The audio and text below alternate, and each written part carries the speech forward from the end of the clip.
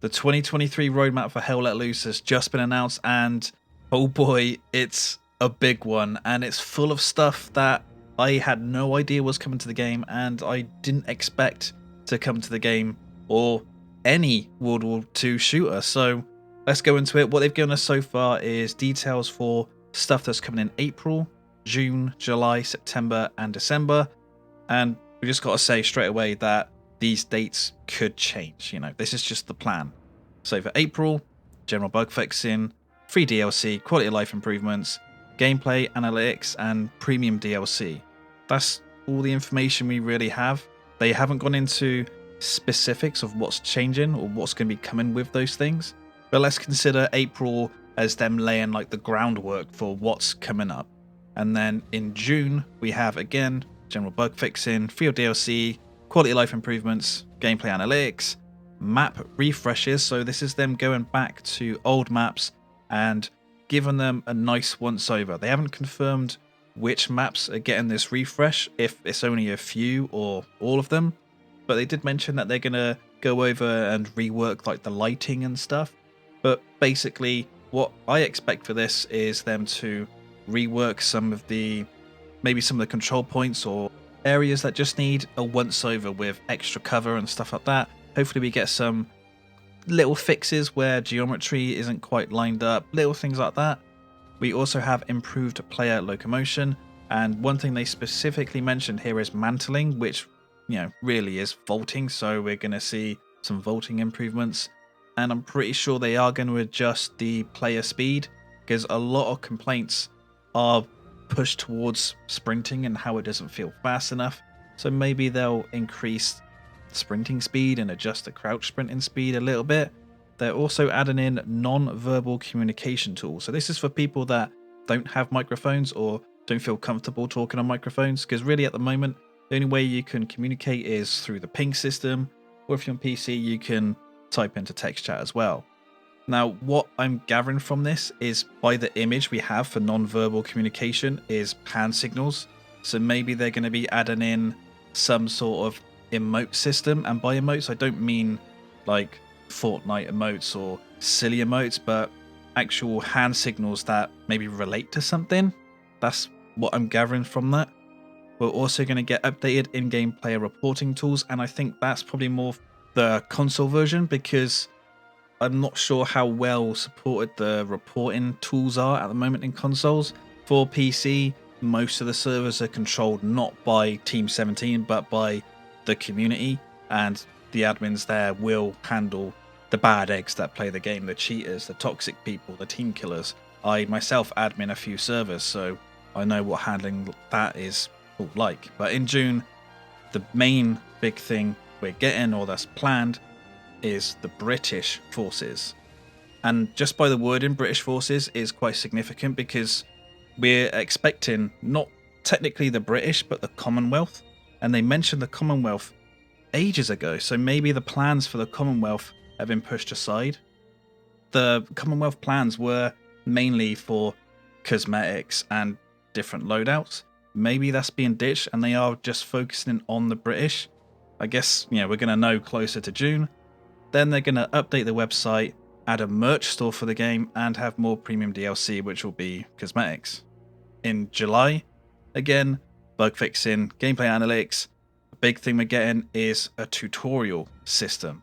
Now, myself and many others have been pushing for a tutorial system, even though, I run this YouTube channel and I've made a lot of views, subs, and money from making tutorials for the game, but I've been pushing to get a tutorial system in the game because it will benefit the game more if there's something better than just the field manual to read through, which I don't think anyone's really read through. I know I haven't. The first time I went to read it back in early access, the data in there was out of date, so I just forgot about that.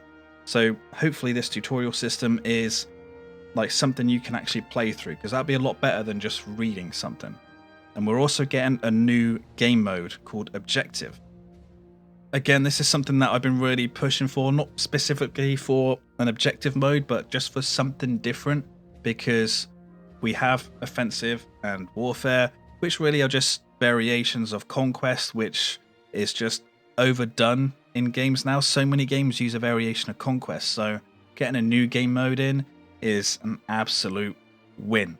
And what they described this mode as is that they specifically used SMDM and the section which I believe is in the top left corner, which is where the Breakcore guns are, the artillery guns from episode 2 of Band of Brothers, where Easy Company go down into the trenches and destroy the artillery guns. Those guns and that trench system is in the game, and they said that the objective mode would be a smaller scale mode, so there would be no armored vehicles, and it would just mainly be infantry, fewer players, but to essentially attack and try and destroy those guns, while the German team would be defending them.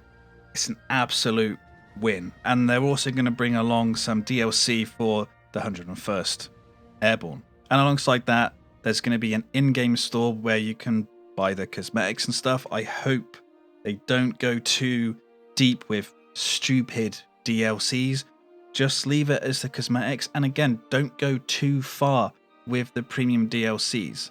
Still put in some free stuff, just don't go too far and don't make them stupidly expensive. Like other games will have you spending £10 or $10 for like one skin. That's way too much. The value of that, I don't understand how people can say there's value of one skin being $10 when you could buy an entire game for that price. Just don't go too crazy. And in September, we're getting a Windows 10 version of Hell Let Loose. And what they mean by that is that it's going to appear on the Windows Store. So could that be hinting to Hell Let Loose appearing on PC Game Pass as well? Because I don't really see the benefit of adding a game specifically to the Windows Store, because I think the user base of that store versus something like Steam will be a lot lower. But if they add it to Game Pass, that's going to bring a lot of extra people to Hell Let Loose. And then again in September, we're getting more map refreshes, a Steam Deck verified version. So I think you can play the game already on Steam Deck, maybe, but probably it doesn't work too well. I don't have a Steam Deck, so I can't confirm that. And then again, more premium DLC. And lastly, in December, this is the big one. Bigger, really, than the British coming into the game. And I'm British myself, and this is where the big unexpected things are coming. So we're getting extra tutorial stuff, another game mode called Skirmish, which again is going to be a smaller, fast-paced game mode. We're getting the Battle of Danzig, which took place in 1939 when Germany invaded Poland. So yes, this means the Polish forces are confirmed and the Polish are coming to Hell Let Loose. And this is something I never expected. And I don't think many people have asked for, because it's just one of those things that I didn't think would be coming. And that is an absolute win for Hell Let Loose. Incredible. But then also on top of that, we're getting a little something called the Winter War, which is where the Soviets invaded Finland. So that's the Finnish forces confirmed as well. Holy shit. And you got to remember, that's a whole bunch of extra maps. I'm not sure how many maps are going to be coming with that launch. At least there's the Battle of Danzig that's been announced, but there will be a Winter War map as well. But we're getting extra weapons that the Polish and the Finnish forces used as well. It's, again, just an absolute win. I don't think I've played any World War II shooter where the Finnish have been in it. There's been Battlefield 5, which has used some of the weapons, like the Suomi, if I've said that correctly, which was an SMG. But again, this is completely unexpected and amazing for Hell Let Loose. Absolutely amazing. Then we're also getting a new clan system, and I think this may be more focused towards the console version, because on PC there's already this completely grown community around clans and the competitive scene. But if they add some stuff in game for that, that would be good. And then we're getting updated game audio. They haven't specifically said what that is, but that could be anything from gun sounds, footstep sounds, the general ambience, new music. There is an updated soundtrack coming, but I'm not sure if they just mean that as like a soundtrack DLC and then premium DLC. we knew that the British were coming to Hell Let Loose, but we had no idea that the Polish and the Finnish and 2 new modes were coming as well as a tutorial system, because Black Matter, the original devs, said that a tutorial would never come to the game, but Team 17 have come in and said, yep, we're doing it. This roadmap is probably the best roadmap I've seen for Hell Let Loose, and we just gotta hope that Team 17 and the new team they've put together to develop Hell Let Loose is going to be able to do this and push it forward. One thing they also said during the reveal of the roadmap is that they're considering each year going forward as a year from World War II, starting this year as 1939, which is why the Polish and the Finnish forces are coming into it. So that means we got 1940, 41, 42, 43 and 45, so 5 more years after this of Hell Let Loose support. Is that right? Am I reading that right? So does that mean that all these theories, which I've been pushing for Hell Let Loose 2, which may not come for another 6 years, or would they be pushing some of the later periods of the war to Hell Let Loose 2? I hope they don't do that. I really hope they don't. I think Hell Let Loose 2 should be a non-World War II game now, especially for this plan. The community manager was teasing us war correspondents that it was going to be a big reveal, and this has been an epic big reveal. I would have liked to have seen some teasing of some stuff in the actual roadmap reveal in the video they published, but there wasn't, which was a little bit disappointing, but all this information is awesome. So let me know what you think down in the comments below of this new roadmap. Are you looking forward to it?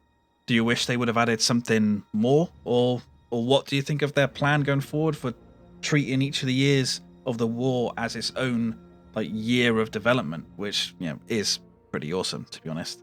But yeah, give the video a like if you liked it, dislike if you didn't. Thank you for watching, subscribe for more, and I'll see you on the next one.